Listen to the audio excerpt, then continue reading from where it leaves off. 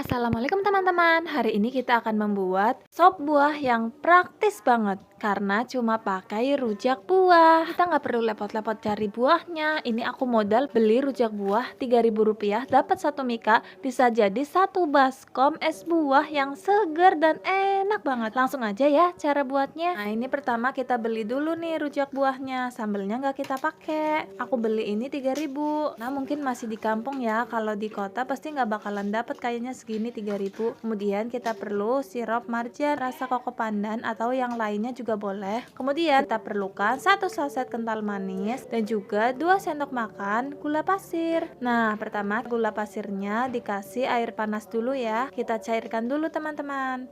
Dan juga kita juga perlukan 1 sendok makan aja santan kental ya teman-teman. Aku pakai yang rose brand dan kita perlu es batu dan juga air. Nah, untuk cara buatnya mudah banget teman-teman.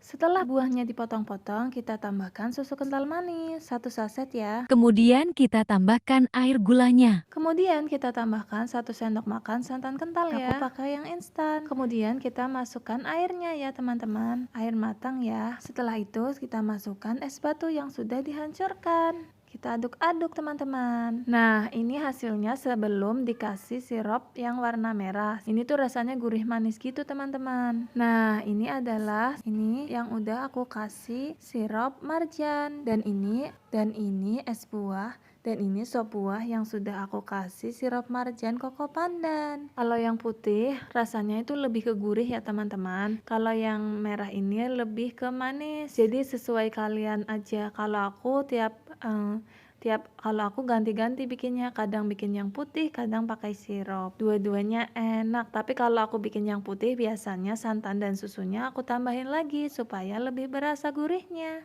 Ini rasanya beneran enak banget. Insya Allah kalian gak akan nyesel kalau nyobain resep ini. Kalau kalian berkenan, subscribe channel aku ya agar aku semakin semangat berbagi resep makanan yang enak-enak lainnya. Terima kasih teman-teman. Assalamualaikum, selamat mencoba.